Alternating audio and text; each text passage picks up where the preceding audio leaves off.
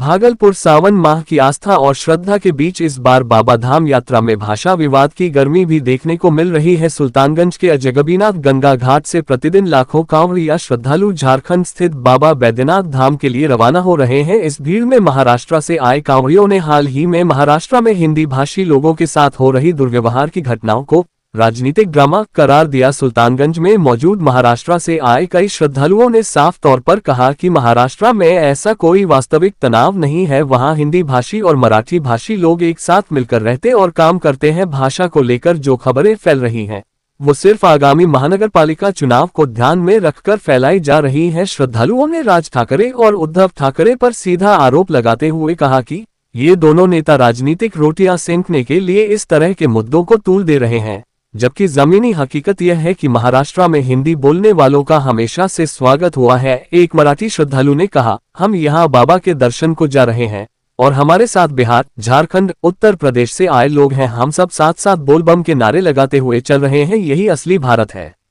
वहीं बिहार से महाराष्ट्र की स्वास्थ्य सेवा टीम में कार्यरत डॉक्टर मृणाल शेखर ने कहा, भाषा का विवाद सिर्फ राजनीतिक हथकंडा है। हिंदी हमारी राष्ट्रभाषा है और इसे सभी राज्यवासियों को सम्मान देना चाहिए। मराठी हो या भोजपुरी, सभी भारतीय भाषाएं हमारी सांस्कृतिक धरोहर हैं, परंतु हिंदी वो सूत्र है जो पूरे देश को एकता के धागे में पिरोता है। डॉक्टर शेखर ने आगे कहा कि ऐसे समय में जब देश एकजुट होकर धर्म, संस्कृति और श्रद्धा के मार्ग पर चल रहा है, भाषा को लेकर विवाद खड़ा करना दुर्भाग्यपूर्ण है। सरकारों और नेताओं को लोगों को तोड़ने की नहीं, जोड़ने की राजनीति करनी चाहिए। कांवड़ यात्रा के इस अवसर पर ये दृश्य भी देखने को मिला कि मराठी और बिहारी कांवड़िए एक दूसरे का हाथ थामे साथ मिलकर बाबा बैद्यनाथ की जय जयकार कर रहे हैं।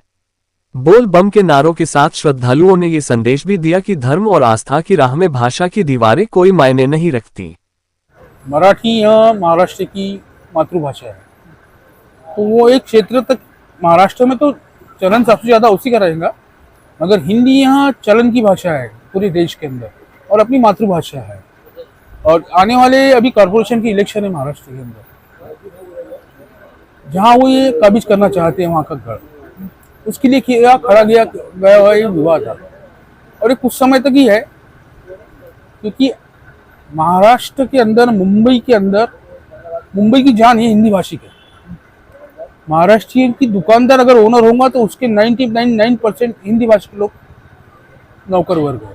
इसलिए ये विवाद सिर्फ वो एक कुछ समय तक ही है और ये जो मारपीट है ये वो वहाँ मुंबई में कुछ एरिया में, कुछ क्षेत्रों में ही है, सीमित है।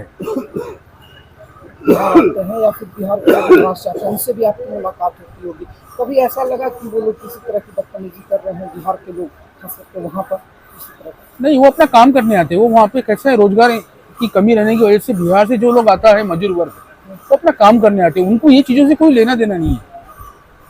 पहले खाली पेट आदमी घर से आता है पैसा कमाने के लिए, अपना घर पालन पोषण के लिए, वहाँ ये ज़्यादा की चीज़ है।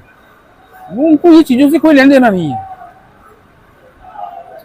कसं होतं, आम्ही आजपर्यंत माननीय हिंदू हृदय सम्राट बाळासाहेब ठाकरे जोपर्यंत जिवंत होते तोपर्यंत असा भाषा विवाद वगैरे कधी काहीच झालेला नाही। त्यांचा मुलगा उद्धव बाळासाहेब ठाकरे यांच्याकडून शिवसेनेचं जे चिन्ह होतं, बोध चिन्ह, धनुष्यबाण, तेही हिसकावून घेण्यात आलं, कारण की जास्त मेजॉरिटी शिंदेकडे होती। त्यामुळे त्यांचं असं झालेलं आता की त्या कुठलंच राहिलेलं नाही, ना घरका ना घाटका, अशी परिस्थिती झालेली आहे उद्धव बाळासाहेब ठाकरे यांची। त्याचप्रमाणे राज ठाकरे यांची सुद्धा तीच परिस्थिती आहे की जो एक एमएलए सुद्धा निवडून आणू शकत नाही महाराष्ट्राला। त्यामुळे आता ती काहीच गोष्ट राहिलेली नाही। तो काही भाषा विवाद वगैरे काही नाही, काहीच नाही, कोणत्या प्रकारचं काही नाही। बिहार में आप लोग आते हैं, हिंदी भाषा बोलते हैं, कहीं पे मराठी भी बोलते हैं, तो कहीं पे कोई परेशानी? कोणत्याच प्रकारचं त्रास नाही, कोणत्याच प्रकारचं काही नहीं। सब हिंदी भाषा बोलते, अपनी राष्ट्रभाषा है। हिंदी भाषा राष्ट्रभाषा होने की वजह से सब कुछ समझती है। मराठी भाषा क्षेत्रीय भाषा है, हम मराठी क्षेत्र में बात करते हैं हमारे साथ भाई लोगों के साथ में, लेकिन हिंदी भी उतनी चलती है हमारी तरफ। ऐसा कुछ बात होगी जरूरत नहीं है। ये जो कर रहे हैं कौन लोग हैं? ये फालतूपन है, ये पॉलिटिकल स्टैंड है। कारपोरेशन इलेक्शन जो है बॉम्बे के, इस वजह से चालू करा उन्होंने स्टैंड है। बस वो इलेक्शन तक सीमित रहेगा, बाद में सब वो भी समाप्त हो जाएगा। और वो प्रॉपर क्षेत्र मुंबई में ही चल रहा है, बाकी महाराष्ट्र में कहीं दूसरी और कहीं पे कुछ नहीं है। और बॉम्बे में सिलेक्ट उनका एरिया, वो एरिया में कर रहे हैं वो शानपना, बाकी दूसरा कुछ नहीं है। देखिए, यहाँ कोई ऐसी विवाद नहीं है। मैं खुद, मुझे याद नहीं मैं कितने वर्षों से इस ग्रुप के साथ जाता हूँ। इतने अच्छे, इतने सरल, इतने मीठे स्वभाव के लोग हैं और सब हम लोग हिंदी में ही आपस में बात करते हैं, पूरी यात्रा ये हिंदी में ही चलती है। हिंदी ऐसी भाषा है जो पूरे देश के अलग अलग क्षेत्रों में बोली जाती है, समझी जाती है। जो हिंदी नहीं भी बोल सकते वो हिंदी समझते जरूर हैं। तो हिंदी एक ऐसा कम्युनिकेशन है, माध्यम है जो पूरे देश को एक सूत्र में जोड़ता है। हम कहीं जाएं पूरे देश में तो हिंदी भाषा भाषी बोलने वाले लोग हैं। और जो महाराष्ट्र में आज स्थिति बनी है वो सिर्फ पॉलिटिकल स्टंट है। ये आगे चुनाव है महाराष्ट्र में नगर पालिका का, तो यदि जो राज ठाकरे बोल रहे हैं, जो उद्धव ठाकरे बोल रहे हैं, यदि इन पर लोग एतबार ही करते, इन पे लोग भरोसा ही करते तो इनको सत्ता से क्यों बेदखल कर दिया? ये सत्ता से बाहर क्यों है? यदि महाराष्ट्र के लोग इस तरह के इनके व्यवहार को, इनकी वाणी को, इनके विचार को पसंद करती होती तो इन्हें सत्ता में रहना चाहिए। ये सरदेव बाला साहब ठाकरे जी के कहने के अनुयायी हैं, ये है नहीं, क्योंकि उनका कभी इस तरह का मामला रहा नहीं है। और अलग भाषा अलग वेश फिर भी अपना एक देश, कश्मीर हो या गुवाहाटी, अपना देश अपनी माटी, ये सब उद्घोष सुन सुनकर पूरा देश आगे बढ़ा है।